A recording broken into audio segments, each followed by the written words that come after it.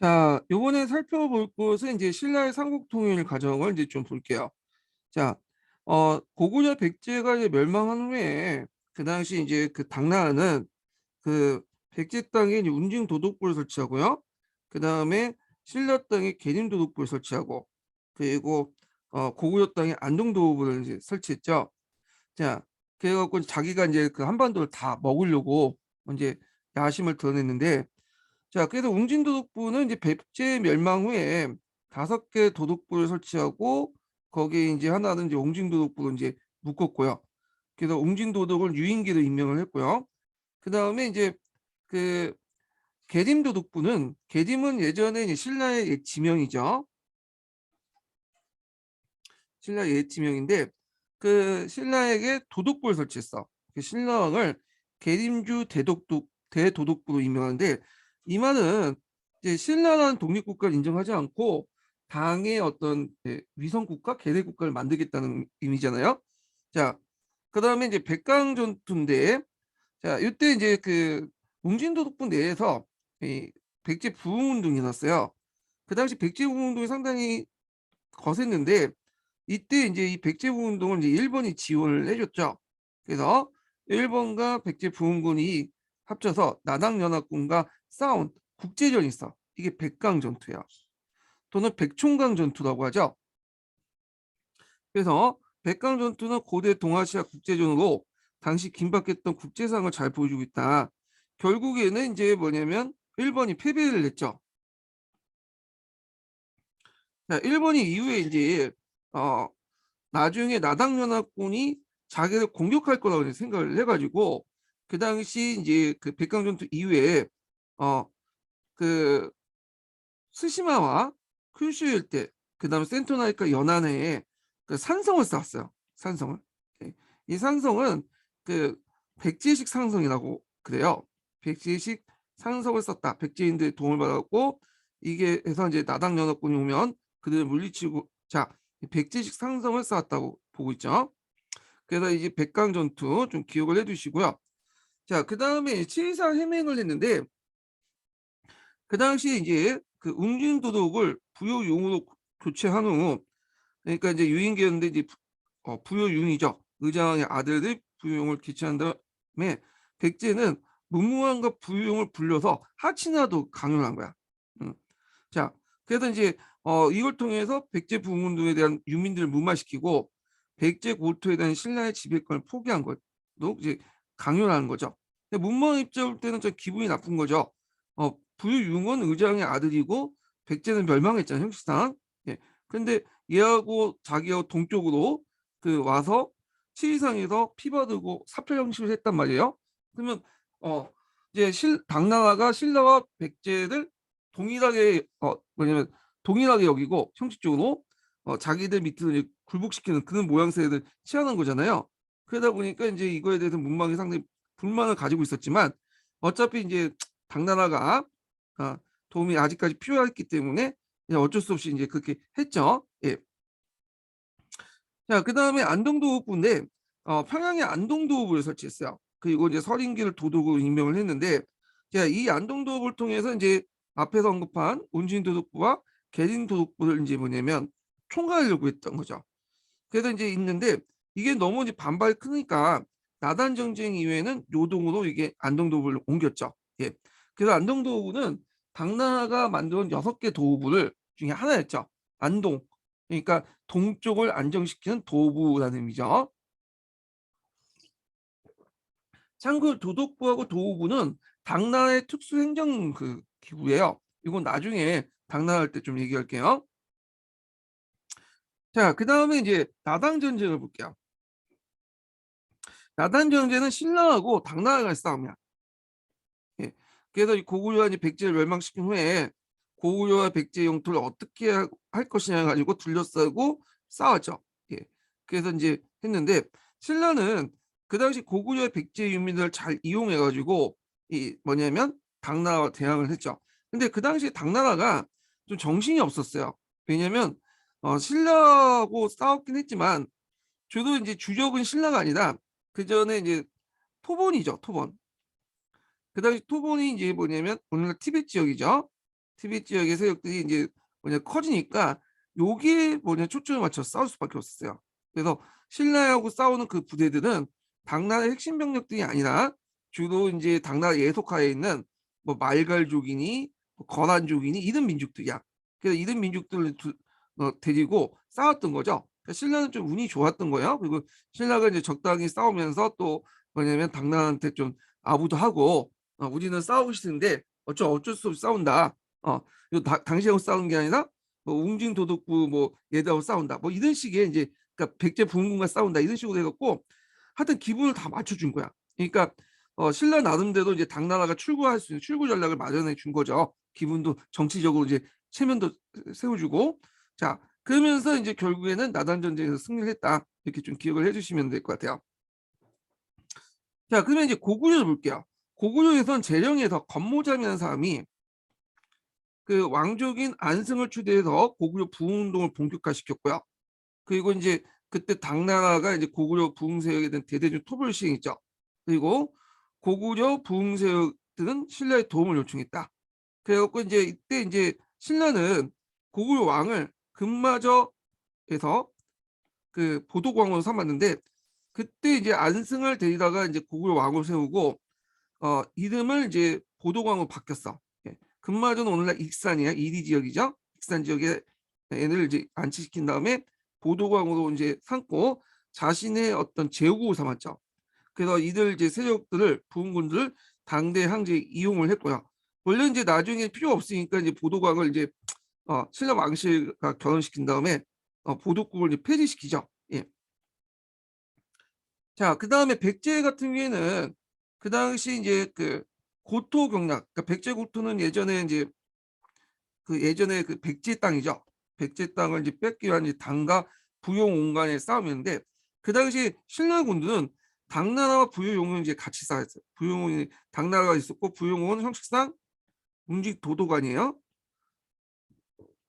그래서 이제 이들과 싸웠는데 그래서 이제 크게 이제 그러니까 석상 전투를 시작해갖고 이제 서로 이제 치고받고 싸웠고 결국에는 이제 그 싸움에서 이겼죠. 그래서 소브리주를 설치해서 백제 땅에 대한 지배권을 확립했다. 이렇게 기억을 해두시면 될 것 같아요. 자, 그때 이제 당나라가 신라가 이제 당나라하고 싸우니까 그때 선인계를 파견했어요. 그때 이제 그 선인이가 오면서 신라에게 너희들 당나라 배신했다 해갖고 선인과 편지를 보내니까 그때 강수가 그에 대한 단문으로 답선인 기서를 보내죠. 그 신라의 정당성을 역사하는데 이 답선인 기서가 되게 유명한 문장이에요. 예.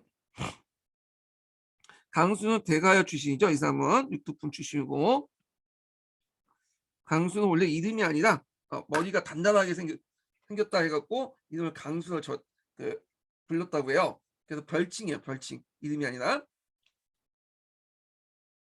그래서 답선인 기서가 되게 유명하니까 꼭 기억을 해두세요. 그래서 그 당시 그 신라의 정당성, 신라가 당나라를 공격한 정당성을 역설했다. 그리고 이 답선인 기서에 뭐가 나오냐면 그 당시 김춘추하고 당태종 간의 약속이 나와요.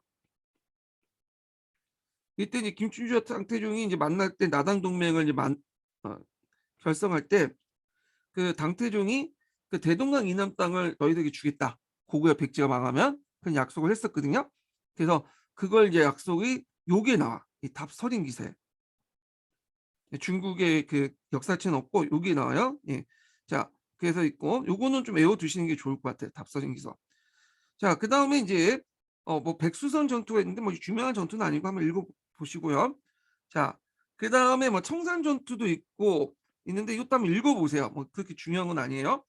그 밑에 이제 매소성 전투와 기벌포 전투가 있어요. 자, 요거는 이제 당나라가 신라가 이제 완전히 당나라를 몰아내는 그 큰 싸움이었는데, 자, 이근행이 이끄는 20만 대군이 매소성에서 격파당한 사건이죠. 그래서 이제 여기에서 매소성의 위치에 대해서 이제 여기 뭐 의정부 뭐 양주라고 했는데 그 예전에 KBS 역사 스페셜 보니까 그 당시 그 연천 지역이라고 하더라고요. 그러니까 정확한 위치는 몰라요. 그리고 그 20만 대군이라도 실제로 당나라에 온 그 군사들은 별로 없고요. 주로 이제 말갈병이나 거란병들을 이제 기병 위주예요. 예.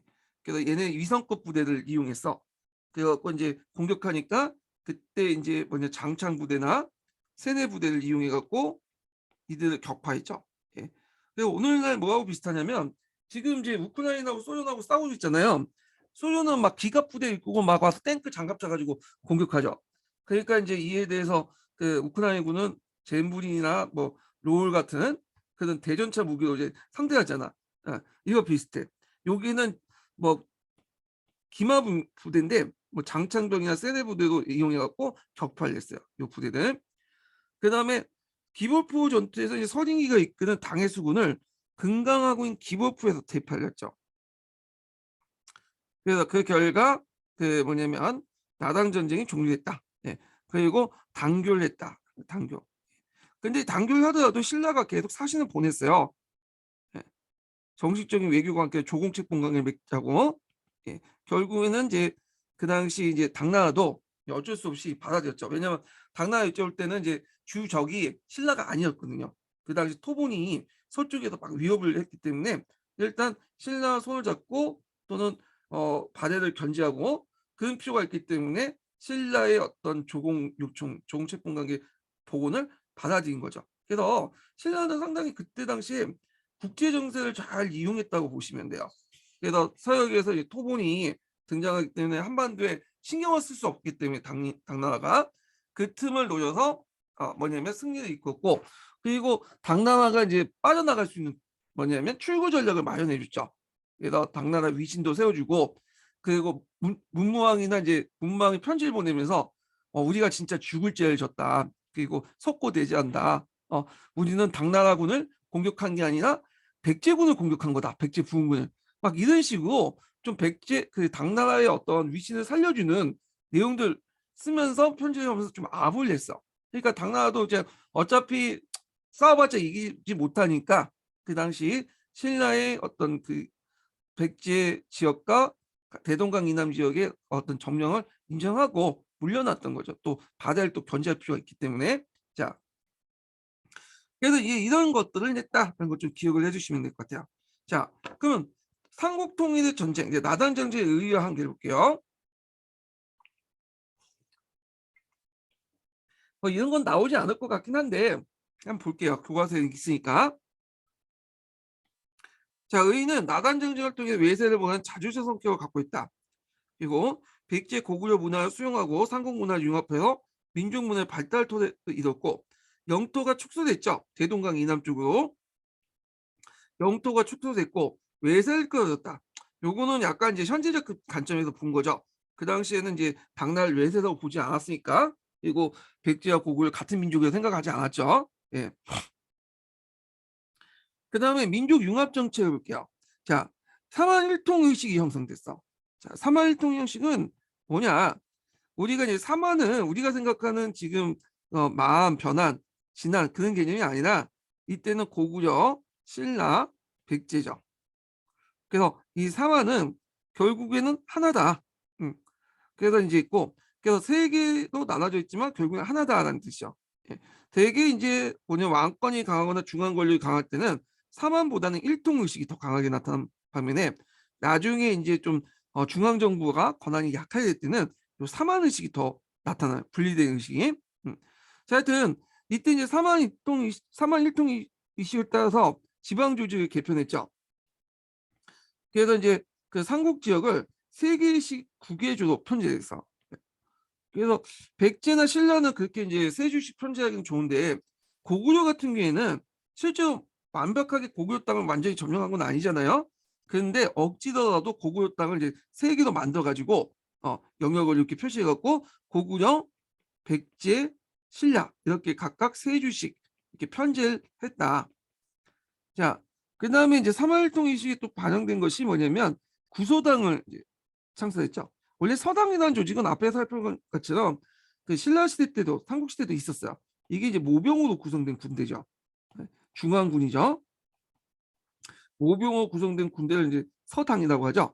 9개의 서당을 만드는데 그중에 이제 뭐냐면 각각의 그 부대마다 그 민족별로 이렇게 구성이 됐죠. 상국민과 말간인으로 구성됐고 그다음에 고구려 출신, 보독국 출신도 있다. 이게 예전에 기출문제 나왔어요. 자, 그다음에 이제 구주에 있는 자연신들에 대한 제사를 했고 그다음에 문무왕 때 이제 포섭 정책으로서 간직을 줬죠. 교과서에 나와요. 그래서 백제에 온 사람들에게 본국의 간직을 따라서 그 신라의 간직과 간등을 1륙주로 지급했고요. 신문학 때는 고구려인들에게 본국의 강품에 하여 1륙주 간등을 지급한 기사들이 나와요. 자, 그래서 이제 제한적이지만 이제 골품제에 이들을 고구려와 백제의 귀족층들 뭐냐 포함시켰다 이렇게 보시면 되겠죠. 자, 요 일통사망 의식 같은 경우에는 예전에 역겨론 관련돼 갖고 한번 기출문이 나왔고 그다음 구서당 관련돼서 한번 또 군사제도 정비 관련돼서 한번 나왔어요. 보도관과 관련돼서 보도국과 관련돼서 나왔고요.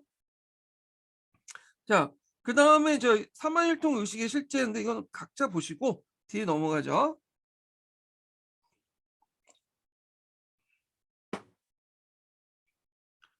여기 보면 통일신라 이제 중대 전개 과정을 볼게요. 신라 시대 시대 구분인데 요거 꼭 암기해 두세요. 요거 두 번이 나왔어. 예. 그래서 이제 보통 삼국사기, 삼국유사가 이제 기준이 다른데, 자, 삼국사기는 이제 뭐냐면 혈통에 따라서 나눠요. 삼국유사는 왕의 뭐냐면 호칭에 따라서 다르죠. 나누죠. 자, 근데 이 삼국사기는 좀 그건 감안해서 보셔야 돼요. 이 삼국사기는 1차 사조됐던 것이 거칠부의 국사예요. 이 국사는 진흥왕 때 마련했죠. 그래서 이제 진흥왕 때 이제 마련한 거칠부 국사는 어떤 특징이 있냐면 거칠부 자체가 진골이에요. 그 진골을 뭐냐 좀 높이 보기 위해서는 높이기 위해선 그 앞에 왕이 될 수 있는 성골을 높일 필요 있잖아요. 그래서 대개 이제 그 신라가 초창기 때부터 성골과 진골이 있는 것처럼 기술해. 근데 성골과 진골은 초창기 때 없었고 대학자는 4세기, 6세기 때 형성된 거 보고 있거든요. 근데 이제 이걸 성골과 진골이 있다고 그 진흥왕 때 그 시점을 가지고 헛것에부터 소급해 갖고 이제 이렇게 얘기를 해요. 근데 이걸 감안하고 이제 보셔야 돼요. 예. 자, 그럼 삼국사기 기준부터 볼게요. 삼국사기는 신라를 상대나 중대나 하대 이렇게 크게 세 식으로 나눴어요.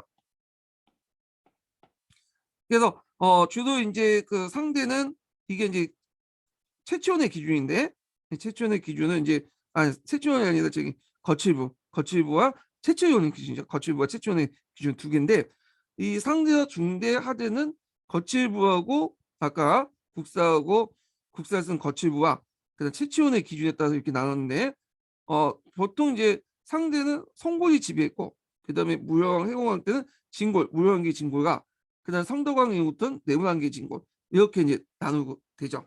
그래서 교과서에는 상대와 중대 시대공을 쓰고 있어요. 상대 중대. 여기는 뭐 왕권이 강화되고 여기는 왕권이 약화되고 진골 귀족들이 자기끼리 막 치고받고 싸웠던 시대 이렇게 돼 있잖아요.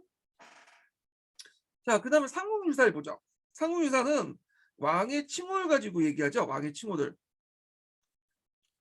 자, 상국유사는 이제 고유 왕명, 우리가 알고 있는 거서관, 차창홍, 이사급, 마직간 이렇게 이제 사용했던 시대를 얘기하는데 헛것에부터 해서 이제 뭐냐면 지증왕 전까지, 눌지왕 전까지, 눌지왕까지고 그 다음에 이렇게 있고 그 다음 불교식 왕명을 사용했던 시기 있죠. 불교식 왕명. 그래서 이제 버품왕부터 아니 고유왕명은 이제 헛것의 지중왕 여기까지고 지중왕 때는 이제 상옥상에는 왕이라는 이제 칭호를 사용했는데 상공유사는 마리간이라는 칭호를 썼어요. 지중 마리간 이런 식으로 좀 약간 달라요 이거는. 그래서 버프왕 때는 이제 그와 진덕영은 불교식 왕명을 썼다. 예. 그래서 있고 그 다음에 중국 시호 제도가 쓴 건 무효왕 때부터죠. 그래서 끝까지 이제 하고라고 하죠. 그래서 상고, 중고, 하고는 이렇게 이제 왕의 칭호를 가지고 얘기를 했다. 이렇게 이제 좀 보시면 될 것 같아요. 자, 그 다음에 이제 여기 보면 태종 무효왕부터 볼게요. 태종 무효왕. 자, 태종 무효왕 때부터 이제 중대가 시작되죠. 중대. 중대의 특징은 뭐냐면 왕권이 전지화됐다는 거죠. 그래서 무려 무열계 왕통이 전제화돼서 그 예전에는 이제 진골 계층들이 뭐냐면 권력을 분점했는데 이제 모든 권력이 무열왕계 소소에 집중이 되기 시작해. 아, 그리고 또 권력을 나눠 가지면 안 되니까 자기끼리 겨눠내요. 자기끼리. 그래갖고 이제 이런 형상들인데 그것 때문에 이제 그 나머지 김씨색들 범내문왕계에 집중적으로 공격을 받게 되고 결국에 이게 하대 넘어가게 되는데 그 무영 중대의 어떤 단초를 열었던 왕이 무열왕이에요. 예. 신라 중대 계층이있는데 자, 이 사람은 태조 무열왕계 왕통의 어떤 기반이 됐던 사람이고요. 예. 여기에서 이제 좀 눈여볼 게 태종이라는 것은 묘죠. 그다음에 무열은 시호예요. 묘와 시호는 달라요. 묘는 태묘나 종묘에 뭐냐면 올릴 때 그때 신주단지 있죠. 신주단지에 적어놓은 그 명을 그 묘라고 하고요. 시호는 왕이라든지 황제라든지 뭐 유명한 사람 죽을 때 후대사람들이 평가해갖고 이름을 붙인 게 시호죠. 시호. 그래서 이런 묘제도나 시호제도는 다 중국식 제도인데 원래 제후들은 시호만 쓸 수 있어. 묘는 못 써요. 황제만 쓸 수 있는 거예요. 예. 그런데 신라는 그 무열왕 때 유일하게 태종이라는 시호를 쓴 거예요. 아니, 묘를 쓴 거죠. 예, 조종제나 모를 쓴 건데 자, 이게 나중에 문제가 좀 생긴 게 신문왕 때 당나라 서신이 보니까 이 사람이 그 무열왕이 태종이라는 묘를 쓰고 있네. 그래서 거기에 항의를 했어요. 그래서 그거 항의를 받고 알았다면서 그 후부터는 뭐냐면 묘는 쓰지 않고 시호만 썼어. 그래서 신라 같은 경우에는 태종 무열왕 제하고는 그 묘가 없어요. 예. 태종 외에 무열왕 제하고는 묘가 없이 시호만 계속 써요. 그러다가 이제 다시 묘를 쓴 거는 고려 시대나 조선 시대 때 묘를 쓰죠. 예.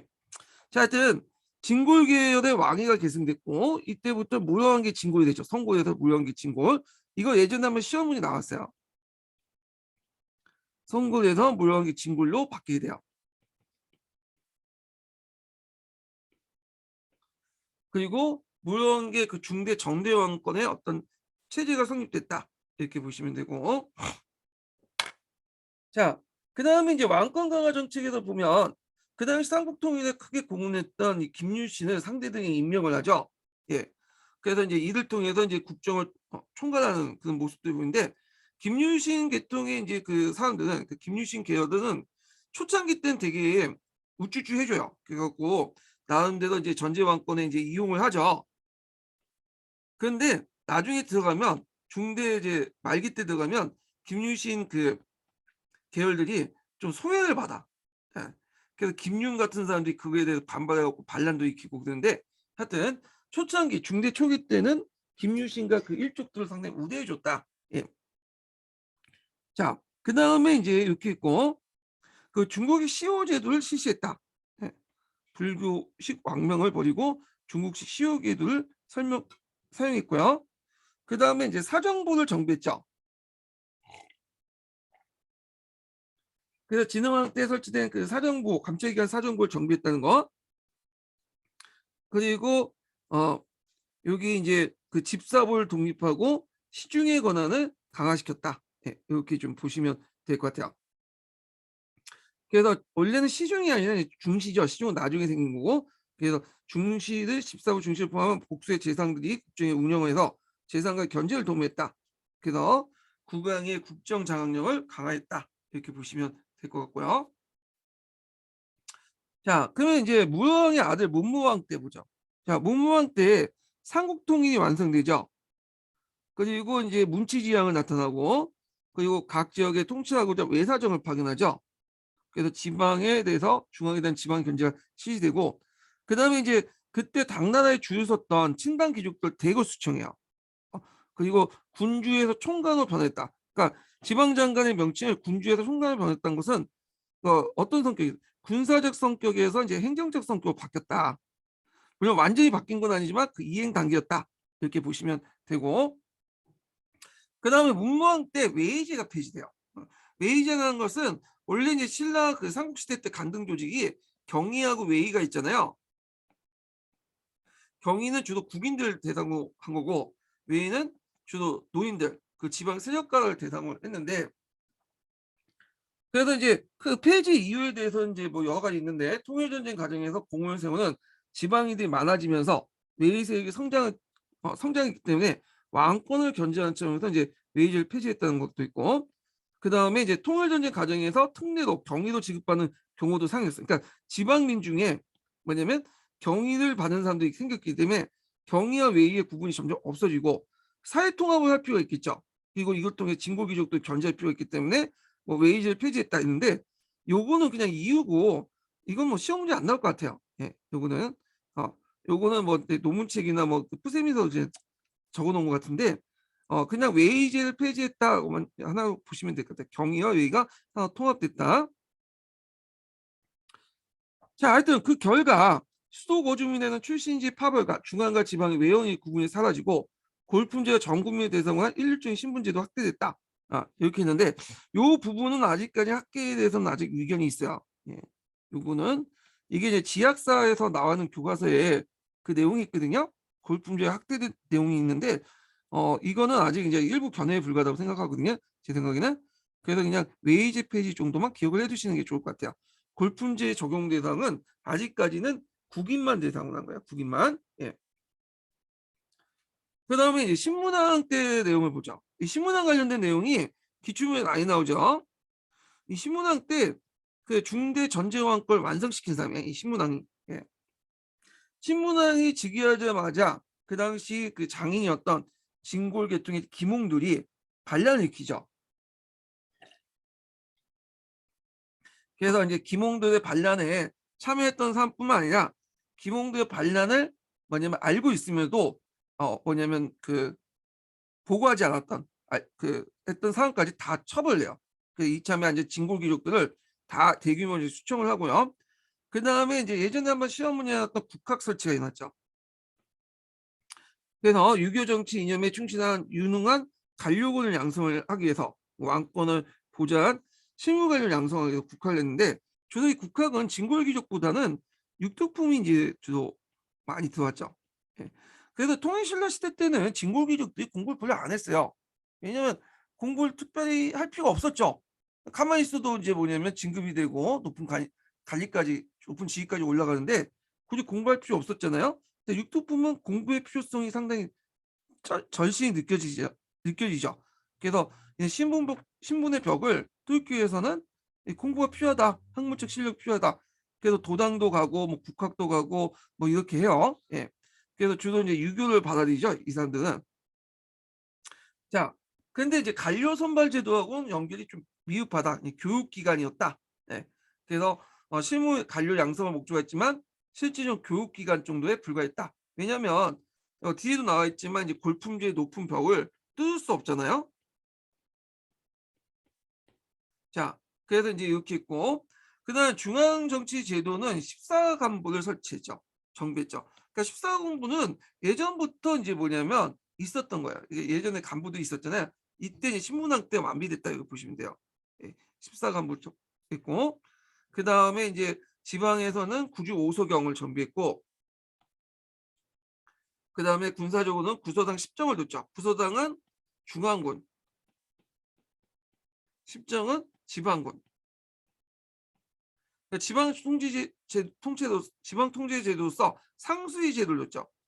그래서 상수위 제도는 지방의 유력자들이 와가지고 일종의 이제 교대 근무하고 뭐 인질 정도 이렇게 잡혀 있는 그런 제도죠. 그래서 거기 가서 이제 지방의 촌주들이 와갖고 일정한 기간 동안 머무는 그런 제도가 상수위 제도인데, 자, 이게 이제 나중에 고려 시대 기인 제도로 어떤 바탕이 연결되죠.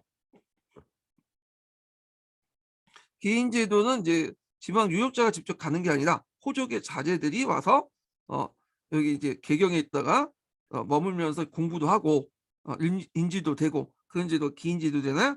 그다음 삼인 정책은 이제 그 고구려 백제 유민들을 다른 지역으로 이주시켜. 근거지에 있다가 반란을 일으킬 수 있으니까. 자, 경제개혁 관련된 내용을 볼게요. 요 관련된 내용이 예전에 기출문에 나왔죠.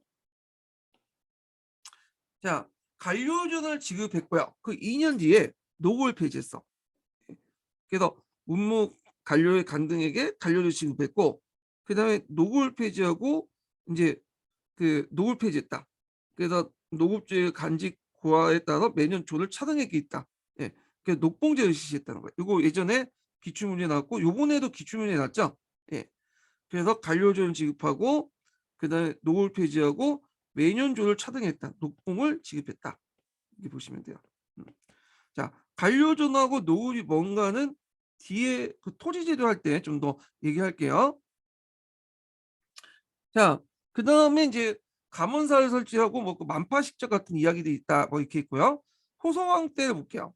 호성왕 때 그 비금서당을 설치해서 구서당을 완성시켰다 이렇게 돼 있어요. 이게 신특에 나와 있는 것 같은데 구서당을 만들어진 것은 신문학 때인데 이걸 좀 보완했다 이렇게 뭐 해석할 수도 있겠죠. 예, 그렇지만 이제 신문학 관련된 내용 때 구서당이 나왔으니까 이걸 기억을 해두세요. 아마 이건 신특의 견해일 것 같아요. 제 생각에는. 예. 그 다음에 당나라와 국교가 제기됐죠. 예, 그 당시 이제 그 신라 입당 조공과 당나라 책봉을 이제 조공 채봉 관계를 회복됐는데 그 나당 전쟁 때 멀어졌던 단교됐던 그것이 회복이 됐다. 이렇게 기억을 해두시면 될 것 같아요. 자, 그 다음에 이제 있고 그 바레와 국교는 이제 대조용이 이제 대화천을 제수하면서 했는데 요거는 이제 그 신라 쪽 기록이 나왔죠. 그 최초의 기록이 있는데 이거 대하천을 제수했다는데 뭐 대조용이 대하천을 받았겠어요? 그건 좀 그렇죠. 예, 대하천 줘도 안 받을 것 같은데 자존심 상해서. 자, 하여튼 발해 국교를 했다. 호송왕 때. 자, 성동왕 때 보자. 성동왕 때는 전제 왕권 체제 절정기예요. 그래서 당과 친선 관계를 형성했는데 그 당시 당은 신라 발해 사이에 우호적 관계가 형성되자 성동왕이 즉위한 신라에 접근하여 호송왕의 중요에 대해 극진한 예를 표하고 성동왕이 신라왕이라고 책봉하는 등 극진한 이제 성의를 보였다. 자, 그 다음에 이제 유교적으로 백간자를 제정했죠. 그래서 관료들에게 지켜야 할 유교적 덕목으로 이제 새긴 백간장을 했고, 그 다음에 국학을 강화시켰죠. 국학의 당에서 가져온 공자와 십천인 10명의 그 철학자들, 그러니까 현인들이죠. 현인들과 그다음 공자의 72제자 하상을 한 채 유교 교육 기관임을 확실했고, 그 다음에 이제 백성들의 정정을 지정했죠. 농민들 경쟁한 토지의 소유권 인정하고 주인 없는 땅과 묵은 땅을 토지 없는 농민들이 지급했는데 예전에 정정 관련된 땅이 내용이 나왔어요. 정정. 예. 그래서 이건 당나라 균전제의 영향을 받았다고 되는데 당나라 균전제는 땅을 나눠주잖아요. 예.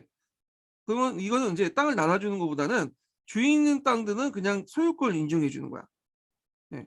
그리고 주인이 없는 땅만 없는 사람들만 그냥 농민 땅이 없거나 이런 사람들에게 이제 주인 없는 땅을 나눠주는 거죠. 예. 그래서 이제 있고 그 정전에 관련돼서는 두 가지가 있어. 지급설과 추인설이 있는데 자기 사유지를 추인해줬다 정전호 그게 이제 뭐냐면 어, 다수설이죠. 그리고 없는 사람만 지급했다. 그게 이제 지급설의 주요 내용이고 자 하여튼 추인하고 그다음 없는 사람 지급했다. 이렇게 기억을 해두시면 될 것 같아요. 자, 그 다음에 이제 제2차 나당 동맹이 있다고 하는데 이 나당 동맹은 굳이 뭐 동맹을 볼 수가 없는데 하여튼 이때 이제 당나라 친선 관계 재정립이 했는데 732년에 바대가 당의 등주를 공격한 사건이 나요. 뒤에 얘기하겠지만 무왕 때죠. 그래서 당나라는 신라에게 바대의 공격에 의한 원군 파병을 요청하고요. 이게 이제 뭐냐면 신라가 성의를 보이자 나름대로 예전부터 신라가 요구했던 대동강 이남 폐강진 지역을 인정해줬죠. 예. 그래서 이제 신라가 이제 성을 보내서 이제 병력을 파견했죠. 근데 도중에 혹한 때문에 돌아왔다고 돼 있어요. 싸워보지는 못하고. 예. 자, 그래서 이제 일단 직접 싸우지는 않았지만 당나라 요구를 받아들여서 그 병력을 파견했기 때문에 그거에 대한 보답 차원에서 대동강 이남의 폐강 지역을 신라의 지역을 인정해줬다. 그러니까 이미 신라가 차지한 영토를 그냥 인정해줬다 보시면 돼요. 이 지역이 어디냐면 폐강진 지역이죠. 요 관련된 내용이 06년 기출문제에 나왔어. 폐강진과 관련돼서 오늘날 어느 지역이냐면 이제 항해도 일대라고 보시면 되죠. 예. 자, 경덕왕을 보죠. 경덕왕 때가 이제 보면 이게 13년도 기출문제 나왔는데 그때 이 경덕 상황을 보면 정치 운영에서 무료관계 후손대 독재가 이루어지자 반대표 귀족은 번뇌물관계를 포방하면서 세력을 결집시켰죠. 그러니까 보통 이제 그 무료관계가 아닌 나머지 김씨 세력들을 얘기하죠. 그래서 무료관계 독주를 견제하려고 했다. 그래서 이제 경동왕 때의 정책은 진골 억압하면서 해외하는 방향으로 진행되는데, 자, 정치적으로 하나 정책을 실시했어요. 하나 정책. 그래서 이제 중앙의 관료와 칭호와 군원의 명칭을 어, 중국식으로 다 바꾼 거야. 예를 들어서 뭐 한산주를 한주로. 중국 애들은 이제 외자 칭호를 많이 쓰잖아요. 그런 식으로 바뀌어 놓은 거죠. 근데 이제 이게 중국식 칭호가 바뀐 게 아니라 시스템을 지방공권적에서 또는 진골귀족 중심에서 중앙귀족이나 왕권 중심으로 바뀐 거야. 중앙 권력이나 왕권, 중앙 집권이나 왕권 중심으로 바꿔버린 거죠. 예, 단순히 이름만 바꾼 게 아니라 시스템 자체도 같이 바뀌었다. 그러다 보니까 이제 뭐냐면 진골에 대한 진골귀족대 어떤 반발이 많을 수밖에 없겠죠. 예, 자, 하여튼 하나 정책 있고 그 다음에 그 중시의 명칭은 시중으로 격상됐다. 집사부의 최고 높은 사람이 중시잖아요. 그걸 이제 시중으로 중국식 시중으로 격상했다. 이렇게 보시면 돼요. 자, 그리고 이제 그 있고 그다음 정찰제 실시에서 이제 그 행정가서와 간원을 효율적으로 감시하기 위해서 그렇게 뒀고 그다음 경제적으로 보면 이제 예성강 이북당을 개발했죠.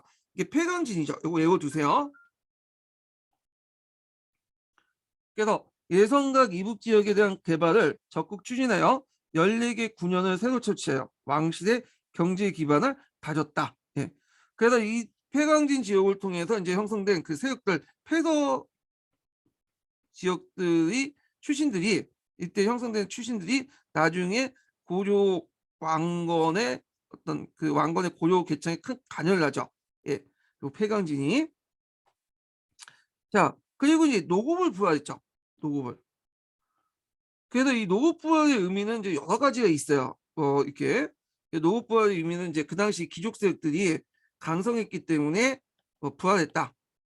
또 어떤 견해는 귀족들을 좀 강력한 이제 뭐냐면 왕권 중심으로 나가기 때문에 귀족들 불만을 무마시키기 위해서 했다. 뭐 이렇게 있고 이때 부활한 노금은 예전의 노급과 좀 다른 거다. 이렇게 이제 있는데 하여튼 이때 노급이 부활됐고요. 그 다음에 녹봉 세조도 폐지. 세조는 녹봉이 1단이야. 1년에 한 번씩 주는 거죠. 녹봉이 1년에 한 번씩 줄 때 세조라고 하죠. 그리고 관료전을 폐지했다. 예.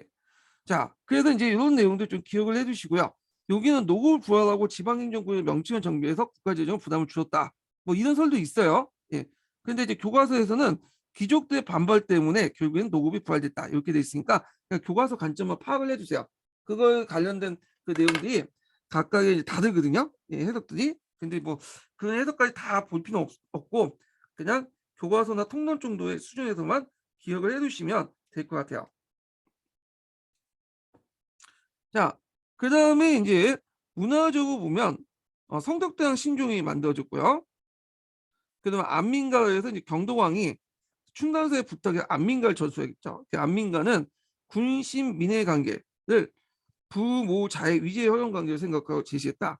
그래서 군은 부모고 군주는 부모고 아버지죠. 그 다음에 신은 어머니야. 그다음 민은 자식이죠. 이런 식으로 의제 허용 관계를 생각해서 염두에 갖고 만들었다. 그래서 이제 군신관계의 어떤 군신관계의 조화를 통해서 정치 갈등을 해소하려고 이제 했다. 그다음 유교 교육을 강화시켜서 예전에 한번 기억 신문이 나왔는데 그 예문에 나왔던 거죠. 국학을 태학과목 계층하고 박사족을 둬서 유교 교육을 강화시켰다. 예. 자, 그래서 이제 있고 그 13년 기출문제 그 밑에 있지만 중시를 시중으로 계층하고 국학의 제역 박사 조를 두었다. 예. 요거 관련돼서 좀 기억을 해두시고 그다음 불국사 석굴암을 만들었어요. 불국사 석굴암. 예. 이게 이제 경도광 때부터 이제 해공항까지 이제 만들어진 건데 자, 요걸 만들었다는 것 좀 기억을 해주시고, 자, 해공왕 보죠. 해공왕은 아주 어린 나이에 즉위했죠. 그 부모님 어린 나이에 즉위했기 때문에 그 어머니가 섭정을 했어요. 자, 그 해공왕 때 이제 보면 이게 중대 마지막 왕인데 오묘제를 집했다. 자, 이 오묘제는 건 뭐냐면 이거는 그 중국식 제사제도예요.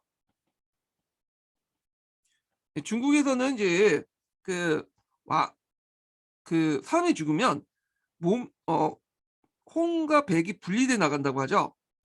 혼은 거기 이제 그 신주단지에 모시고 그다음 백은 무덤에 모시는 거잖아요. 예.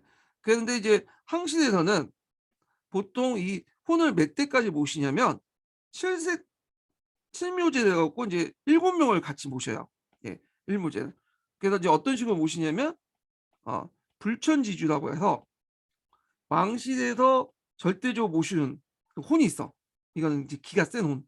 그래서 주로 이제 태조부터 해갖고 이제 건국자 3명, 유명한 건국자는 필두로 이제 하고 그 외에 유명한 사람 2명을 모시고 그리고 여기까지 있고 그 다음에 이제 고조 할아버지, 그 다음에 증조 할아버지, 그 다음에 어, 할아버지, 그 다음에 아버지까지 이렇게 모셔. 그러면 자기를 기준으로 해갖고 이제 이런 식으로 모시거든요. 그러면 몇 명을 모시는 거야? 하나, 둘, 셋, 넷. 그 다음에 여기 불춘지조 3명까지 합치면 7명을 모시죠. 그래서 이제 황제는 칠묘를 내요. 네. 손을 칠묘까지 모셔요. 근데 이제 이에 대해서 이제 제후국두는 칠묘가 아니라 좀 낮아서 오묘까지 모셔. 불천지주가 3명이 아니라 1명이야. 예. 1명 고조고 막 박아놓고 여기부터 고조, 중조, 할아버지, 아버지까지 4대를 모시죠. 4대들. 자, 근데 이 해공학 때 이제 이 오묘제는 그 언제 들어왔냐면 해공학 때 처음에 들어온 게 아니에요. 이거는 언제 들어왔냐면 이제 그 신문학 때 뭐냐면 들어왔어. 신문학 때. 신문학 때 오묘제를 실시했고 해공학 때 들어와서 이제 뭐냐면 오묘제가 바뀌어요. 네, 뭐가 바뀌냐 보면 여기에서 이제 눈여겨볼 게 원래 불천지주는 그 오묘제에서는 1명만 모시는 데 있어요. 근데 여기 눈여보시면 알겠지만 3명이 모시죠. 그러니까 미추왕은 그 김씨의 선조야. 김씨 시조야. 최초로 이제 김씨 중에 최초 왕이 됐던 사람이 미추왕이거든요. 그래서 미추왕을 한번 모시고 그다음 무열왕과 문왕은 그 중대 왕권을 상립하는데 또 통일에 크게 기여했던 사람이잖아요. 그러니까 이제 얘를 불천지주 모시고 그 다음에 좀 눈여보는 게 이제 중국처럼 고조, 중조, 할아버지 이렇게 모시는 게 아니라 아버지와 할아버지만 모셔요. 할아버지. 그래서 이제 그 아버지는 누구겠어요? 아버지는 거기 밑에 경동학이고 그 다음에 할아버지는 성동학이죠. 그래서 경동학과 그 다음에 성동학만 보셔요. 이게 성동학과 경동학만 보시죠. 예, 여기 경동학, 성동학 이렇게만. 그래서 할아버지 때만 모신다. 그러니까 이제 요거는 뭘 반영하냐면 그 같은 이제 그 뭐냐 무역왕교통이라도 이제 자기 할아버지만 공유한 사람들만 왕족이라는 의식인 거야. 그래서 왕족의 범위가 축소가 돼요. 그래서 이렇게 같은 무역왕계통에도 더 축소시켜서 자기 할아버지 때만 공유하는 그런 친족 관계만 왕족을 이렇게 교정시키면서 그걸 통해서 권력을 독점하려고 했던 거죠. 예, 이런 것도 있어요. 근데 이 오무제는 중국에서 왔지만 이 운영 형태는 좀 다르다 신라는. 예. 그리고 이제 그 오무제에서 이제 할아버지까지만 제사 진다는 건 자기를 이제 뭐냐면 중심으로 해갖고 할아버지 때만 왕족을 인정한다. 친족관념이 상당히 축소됐다. 이렇게 보시면 될 것 같아요. 자, 그래서 이제 이런 그 독단적인 형태는 다른 그 뭐냐면 진골 계층들의 권력 진입을 막는 거죠. 그러다 보니까 이제 뭐냐면 상당히 불만을 뭐냐면 나타날 수밖에 없다는 걸 좀 기억을 해두시면 될 것 같고요. 자, 그래서 이걸 통해서 이제 자신의 어떤 할아버지 중심으로 한 직조관념을 상당히 강화해서 왕족의 어떤 그 범위, 그 왕이 될 수 있는 범위를 축소시켰다 이렇게 보시면 돼요. 예. 자, 그래서 이제 이전에 곤이나 진곤이나 족을 중심한 것보다는 자기 할아버지, 아버지 중심한 가 중심의 사회를 바뀌었다. 그러니까 이런 것들 기억을 해두시고. 자, 그런데 이제 해공광 때 또 특징은 이제 해공에 어릴 때 지기 있잖아요.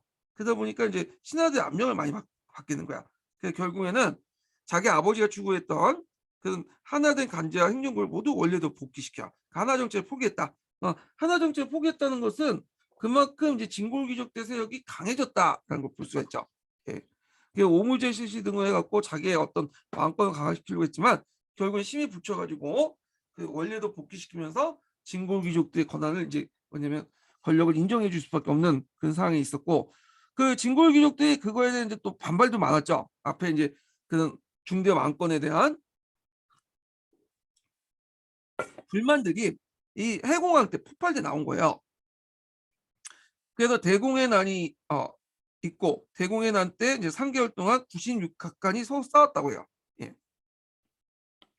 자, 그래서 이제 이 96급 각간은 그 당시 이벌찬 이상의 이제 간직들이 있죠. 그러니까 진골귀족들이 이제 서로 싸웠다 이렇게 보시면 돼요.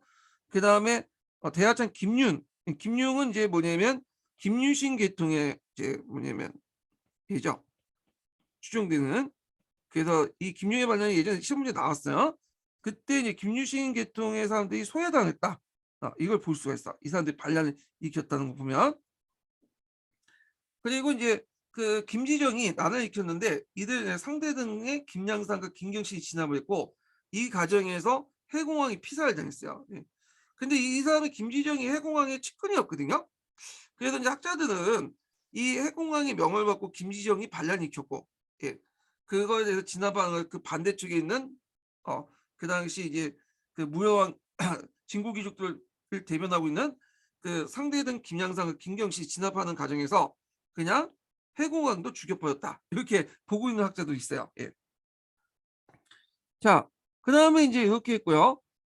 여기 보면 이제 정치사역 재편 관련된 내용은 이제 좀 보시면 되고, 그 다음에 여기는 좀 볼게요. 그때 이제 육두품 세력들이 중대에 등장했죠. 예, 육두품 여기 육두품 관련된 중대 관련된 내용인데,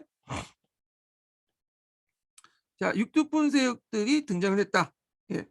그리고 이제 육두품 세력들은 국왕을 보좌하고 실무 관료로서 크게 어, 성장했지만 신분 제약으로 최고 간직까지 못 나갔다. 이렇게 있고, 자, 14간부를 볼게요. 14간부는 앞에서 좀 언급을 좀 했죠. 그래서 이제 이렇게 있는데 이게 이제 한 번에 갑자기 만들어진 게 아니라 계속 조금씩 만들어진 거야. 그래서 이제 신문학 때 완비가 된 거죠. 그래서 이 14간부를 외조라고 해요. 국가의 어떤 공식적인 일을 처리하는 외조인데 겉으로는 삼성 육부를 받아들이려고 했지만 실제로 제대로 받아들이지 못하고 집사부만 집사성으로 격상시키죠. 하대 때. 그래서 단일성 체제였다는 게 특징이에요. 이거 집사부의 총괄 기능도 그렇게 크진 않아. 그럼 집사부를 볼게요. 집사부 나중에 이게 집사성이 되거든요. 집사부는 간부들 총괄하면서 왕을 보좌하는 최고의 정부기관이었고요. 집사부 설치로 기조개의보다 행정기관의 무게중심이 두어졌다는 거. 집사부의 중시는 나중에 이게 시정을 바뀌죠. 경도강 때. 그래서 집사부 중시를 포함한 복수의 재상이 국정을 운영하는데, 복수의 재상을 둔 건 뭐냐면 한 사람한테 권력을 주면 뭐예요? 이게 이제 독단할 거 아니에요. 그래서 상호 견제를 하기 위해서 이 복수의 재상을 뒀다.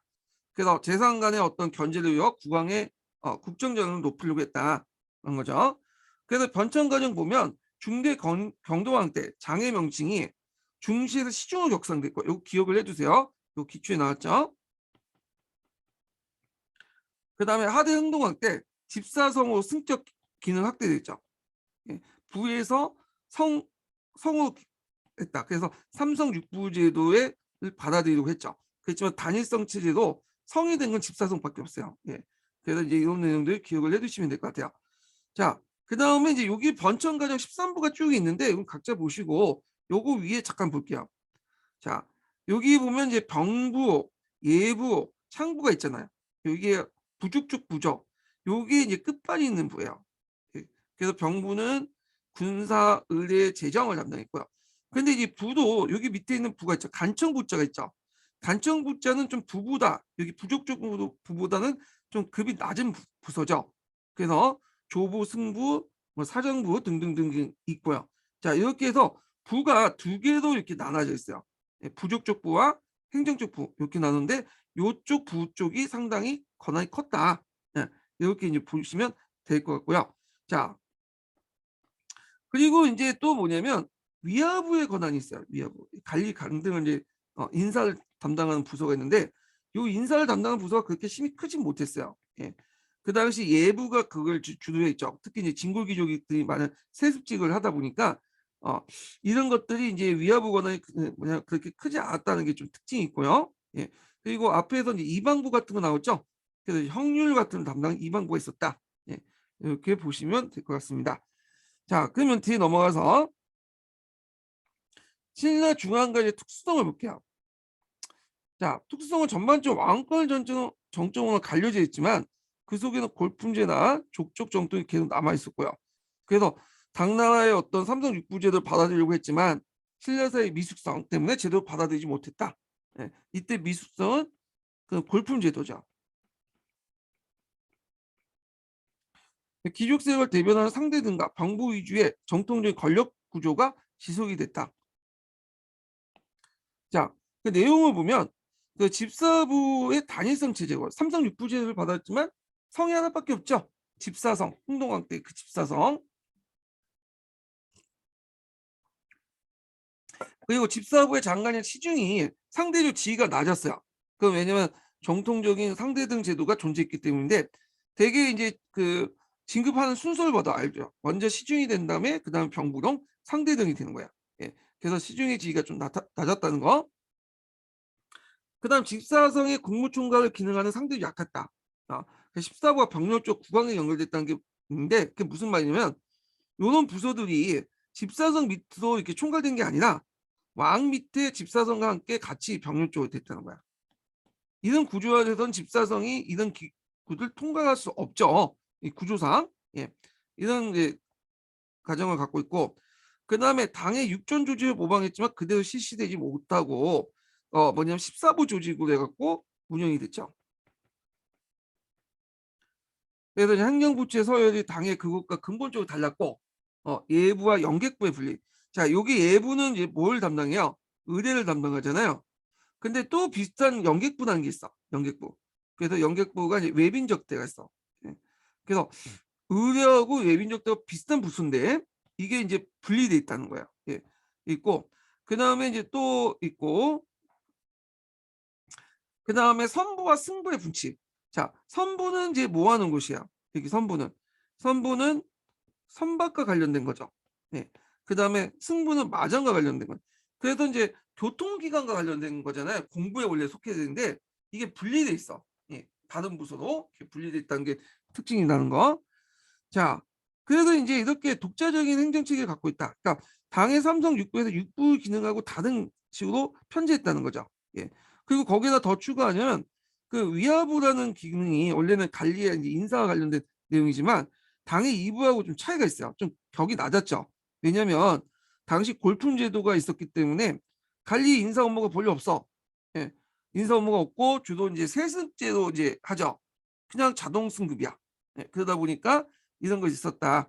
그래서 또 이제 고위직 관료나 이런 것들은 되게 의뢰를 맡은 예부에서 이제 주로 이제 담당하고 그랬기 때문에 그걸 의미는 없어요. 이게 위화부가. 그다음에 부조직의 이원화. 그래서 부와 부가 있죠. 부족적인 부하고 간첩 부자가 있는데 상대적으로 보면 여기 그 요쪽이 강해. 정통적인 부족적 부가. 그래서 앞에서 얘기한 병부, 그다음에 예부, 창부 이런 것들이 더 크다. 예, 이런 것들 좀 보시면 되고. 그 부는 부족적 정통적인 간부로서 부보다 한 단계 높은 지위를 가지고 있으며 부의 관청은 순수 행정기관 뜻을 지니고 있다. 예. 그리고 이제 앞에 언급한 것처럼 소 견제시키에서 복수장관제를 실시했고 그리고 간부의 명칭도 고율성을 보이고요. 그리고 이제 그 14부 외에도 수도나 왕실 사원 담당 기구가 따로 완비되는데 특히 왕실을 담당하는 기구가 있어요. 이걸 이제 앞에서는 이제 제가 말한 이쪽 기구는 외조죠. 이 외조 14부는 근데 이건 내조라고 해요. 그래서 하드에 들어가면 외조보다는 그 내조를 더 강조해요. 예, 왕이 왜냐면 외조는 이제 진골귀족들이 장악을 하고 있으니까 자기의 집권 기간을 되게 강조해. 이거 예전에 한번 시험 문제 나왔는데 그래서 내조를 중심으로 해서 정치를 운영하려고 했다. 하대 들어가면 그래서 이게 이제 주로 육두품을 이제 이용을 하죠. 얘네들 이제 등용하고 자 이거는 이제 나중에 문제 풀면서 좀 더 얘기를 해보기도 하고요.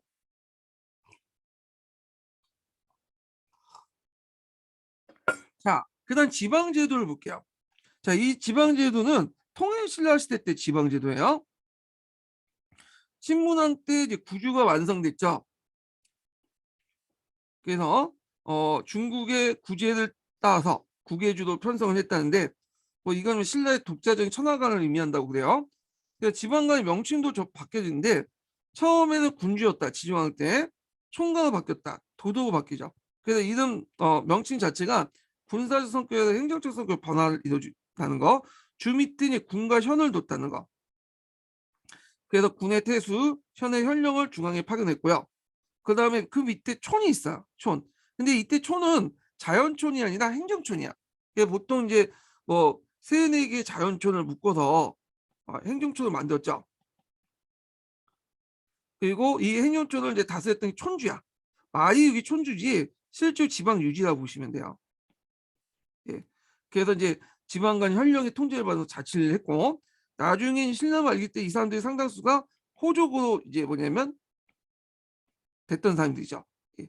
그다음에 이제 꼭 상당히 이제 끝발이 있다. 그다음 특수행정구역으로서 뭐가 있냐면 그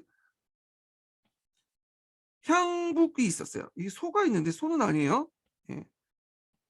향과 부곡이 있었죠. 소는 고려시대 때 있었던 거고. 예. 근데 이제 두 가지 설이 있어요. 하나는 뭐냐면 천인설과 양인설이 있거든요. 천인설은 뭐냐면 이제 그 정복하는 과정에서 소국을 정복하는 과정에서 어떤 피정복 집단들, 전쟁 포로 집단들을 재편성할 필요가 있어서 요 지역을 특별행정구역인 한가 부국을 줬다라는 거야. 이게 그래서 거기에 살고 있는 사람은 천인이었다 이렇게 보는 설이고요. 두 번째에서는 이제 양인설이에요. 군과 현을 편제하다 보니까 작은 단위의 어떤 그 군과 현으로 편제되지 못한 그 지역들이 있는 거야.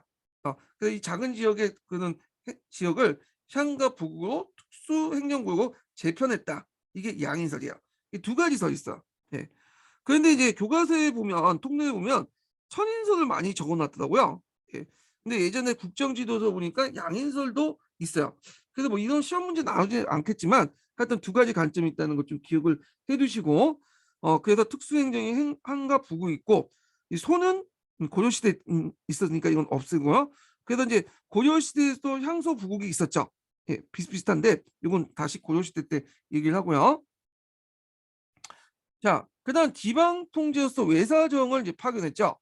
문망 때 주와 군의 감찰 임무를 담당하는 외사정을 파견했다는 거. 그리고 아까 치면 이제 말한 상수위 제도 같은 것도 있죠. 주 9년의 그 이직들. 그러니까 이직이라는 것은 간하고 니가 나누죠. 정통 시대에는 간이 있고 니가 있어. 예.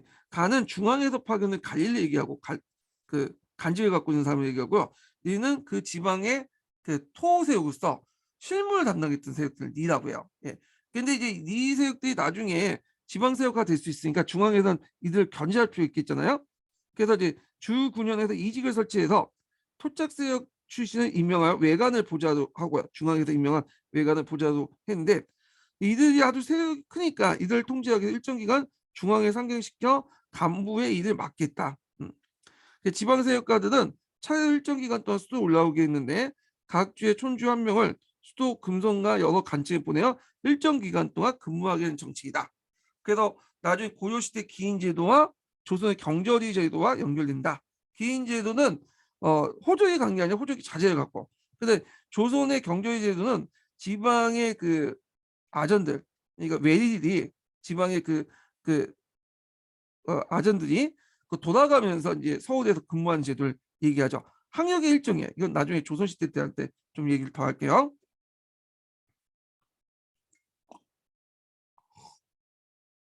그래서 이제 이걸 통해서 이 상수의제를 통해서 넓은 영토와 많은 인구를 효율적으로 다스렸고요. 그 다음에 지방세력을 통제했다. 이렇게 보시면 돼요. 마지막 인증군을 알려드릴게요. 마지막 인증군은 80번이에요. 예, 마지막 인증은 80번입니다. 자, 그다음에 오소경을 볼게요. 오소경은 이제 통일 전에 오소경은 좀 이렇게 아까 얘기했고 통일 직후만 얘기해 볼게요. 자, 아니 같이 얘기해야 되겠다. 예. 왜냐하면 이제 여기 포함돼서 얘기하니까 통일 전과 통일 직후인데 요 내용이 여기에 포함되어 있는 거예요. 예, 플러스해서 넣고. 그래서 그 오소경을 왜 뒀냐? 일단 왕경이 동남쪽으로 치우쳐 있는 걸 치약전을 보완하게 뒀다는 거죠. 예. 그다음에 지방 세력들 성장을 감시 견제하는 역할을 했고요. 그다음에 지역의 군영적 발전을 추구했고 통일 직후에는 앞에서 언급한 것 외에도 그 당시 고구려, 백제, 가야 등 신세력들, 새로운 세력들이 소경에 분산 배치해서 신세력보다는 유민이라고 해야 되지 않나요?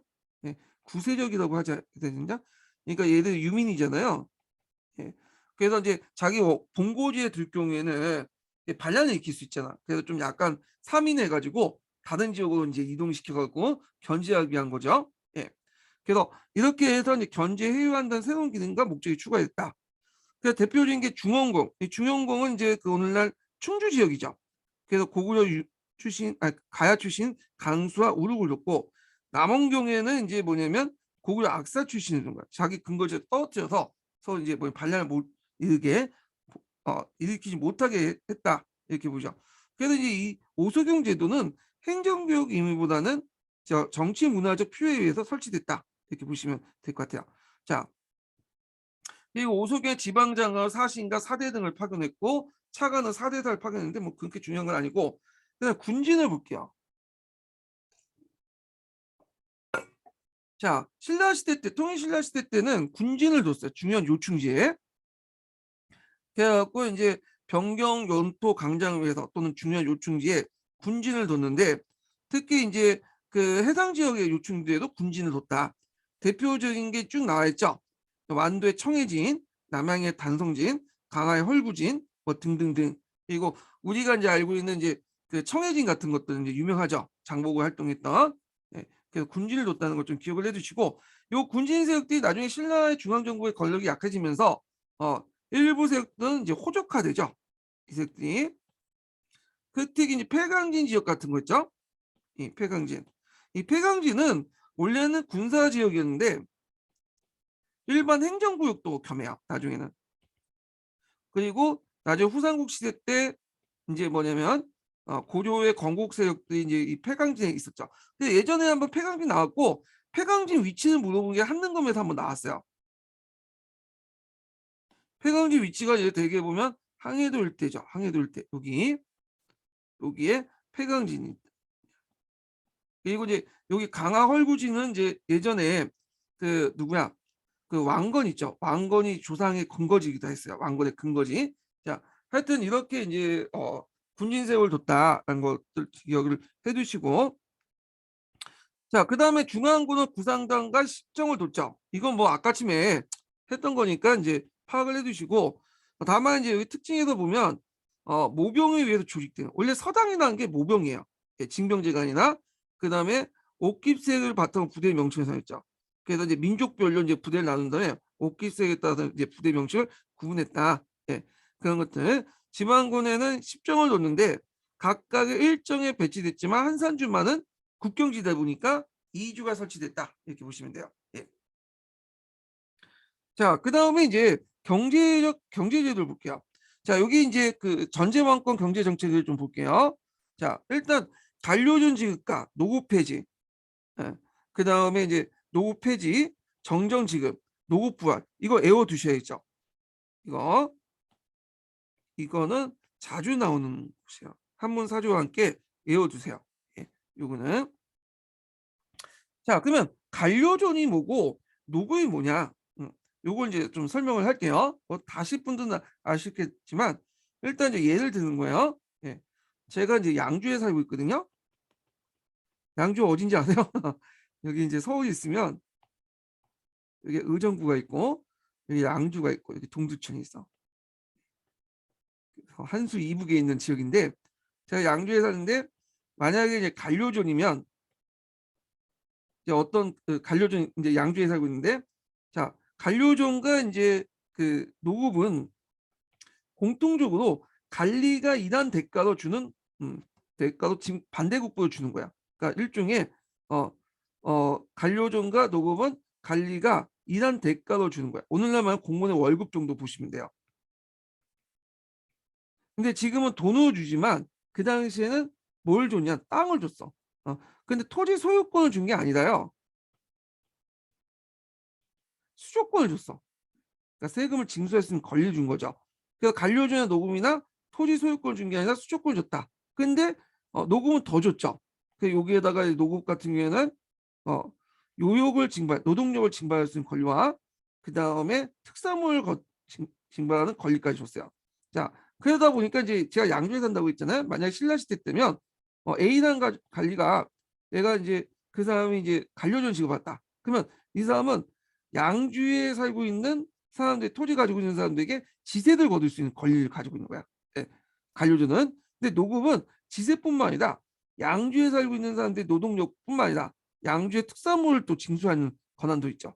상대적으로 노급과 관료 중에 어느 영향력이 더 클까요? A 입장할 때 노급을 받는 게 훨씬 더 양주에 영향을 미칠 수 있고, 그리고 왕권 입장할 때는 관료존을 주는 것이 더 뭐냐면 자신의 영향력을 확대시킬 수 있겠죠. 예. 그래서 이제 이런 식으로 나오는데, 예전에 노급을 받았는데 신문왕 때 노급을 폐지, 그 관료존을 지급한 다음에 2년 뒤에 노급을 폐지시켰다. 그래서 문무 관료들에게 간등했다가 관료를 지급했고 수주권만 주는 거죠.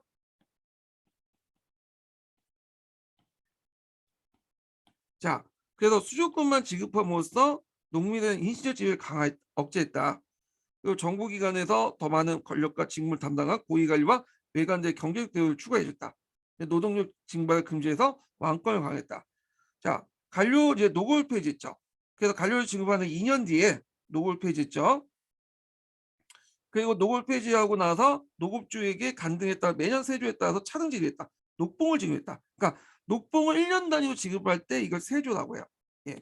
그래서 이제 관료존 지급과 세조 차등 지불, 이게 차등 지급, 이 관련된 내용이 시험 문제 나왔죠. 요번에 기출문제에.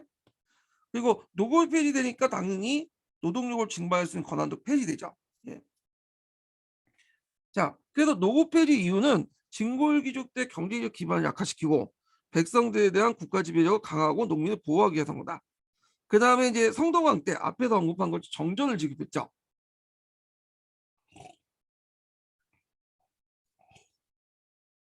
그래서 귀족이 백성을 사적으로 지배하는 걸 막고 국가가 백성을 직접 지배하는 유도에서 정정을 지급했고, 정정을 지급했다고 하지만 실제 기존의 토지, 개인이 가지고 있는 토지를 연수 유답전이죠. 그걸 인정했다고 보시면 돼요. 네. 이거 없는 사람만 이제 항구지나 이런 것들 지급했고요. 다음에 노급 부활 보죠. 자, 경동왕 때 노급이 부활됐는데 그거에 대한 해석이 여러 가지 있다고 했어요. 여기에서는 이제 귀족의 반발로 노급이 부활됐고 그 과정에서 이제 거꾸로 관료존 폐지와 세조가 폐지했다. 그래서 공권력에 입각한 수조권 질서 회의, 귀족에 의한 토지와 백성에 대한 사적 지배 형상이 재등장했다. 이렇게 보면 되고요. 시급을 볼게요. 시급은 일정 지역을 지정해서 주는 게 아니라 앞에 노금이나 관료전처럼 뭐 양주나 의정부나 이렇게 주는 게 아니라 일정 봉을 줘요. 그러니까 200호, 300호, 400호 이렇게 하는데 여기에서 이제 구분할 것은 뭐 1,000호를 지급했다. 근데 이 1,000호를 다 지급한 게 아니라 이 1,000호를 지급해도 실시봉이 있어. 그래서 1,000호면 실시봉은 한 250호 정도 돼요. 300호 이런 식으로 실시봉은 뭐냐면 여기에서 세금을 이제 징수할 수 있는 권리죠. 예. 그래서 일정 봉호수를 정하고 나서 그 안에 실시봉이 되었고 그 안에 실제 세금을 징수할 수 있는 호를 정해줘요. 예, 이건. 그러면 지금 시급은 누가 이제 대상으로 하냐? 일단 왕실의 서원, 저도 공주나 왕자겠죠. 대공신들, 뭐 김유신이나 이런 사람들, 이런 사람 항전해갖고 한 특별 급여제야. 그러니까 이건 자기가 그 관리로서 일을 했기 때문에 받은 반대급부가 아니라 내가 큰 공헌을 세웠거나 그 다음에 내가 왕자나 공주 같은 왕실의 사람이거나 그럴 때 받았던 거의 시급이다. 그래서 이제 대개 보면 시급을 지급하면 중국의 영향을 받아 제후에 해당하는 왕자들에게 독자적인 간청을 허용하는데 이걸 뭐라고 하냐면 계부라고 하죠. 계부. 그래서 보통 황제가 제후들에게 시급을 주고 계부할 수 있는 권한도 줘요. 그러니까 계부할 수 있는 권한은 뭐냐면 그 독자적인 관리 독자적 관리를 고용하고 간직을 만들 수 있는 제도를 줘. 그래서 제후가 독자적으로 그 자기 밑에 관리를 두고 간직을 만들 수 있는 이런 것들 준 것을 계부라고 해요. 계부. 그래서 중국의 황제가 이제 신라 왕을 임명할 때 동 동삼성 뭐 아니 동 하여튼 계부 뭐뭐 신라왕 이런 식으로 임명을 하잖아요. 그래서 이제 신라왕이 계부할 수 있는 권한, 독자의 관점과 간직을 뭐냐면 만들 수 있는 권한인데 마찬가지로 신라 내부에서도 신라왕이 이제 한 개 더 보고 그리고 그 밑에 있는 이제 왕자나 공주들, 왕자들한테 이제 그 시급을 주면 왕자들도 계부할 수 있는 권한을 줍니다. 그러니까 이게 약간 왕과 제후의 관계죠. 예, 그래서 중국과 제후의 관계를 그래서 신라 내에서도 재현한 것이 이런 계부에 관련된 내용이야. 그래서 이런 내지 외양 체제를 세운 고려에서도 그 영향을 미쳤다. 그래서 그 고려에서도 왕자나 이런 사람들에게 계부할 수 있는 권한이 있어요. 불을 설치할 수 있는 권한. 예. 요번에 뭐 최충원도 불을 설치한 권한도 있죠. 이 사람들 뭐 권력자에게도 계부할 수 있는 권한을 줬죠. 예.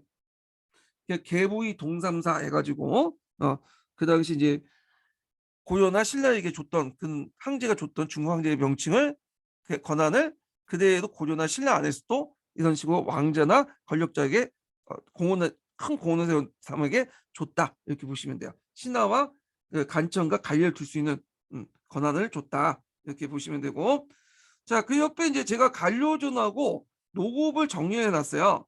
예. 그래서 한번 보시고 공통주는 직역에 대한 어떤 반대급부다. 예. 그런 것도 있고 그다음에 이런 것도 좀 기억을 해두시면 될 것 같아요. 예.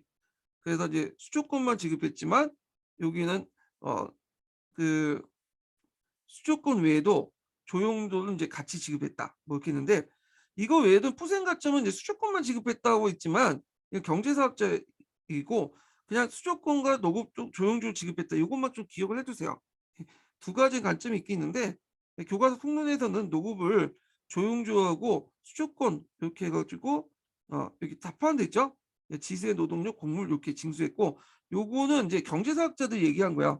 형식적으로 수조권만 지급했지만 실제적으로는 조용조 징수할 수 있었다.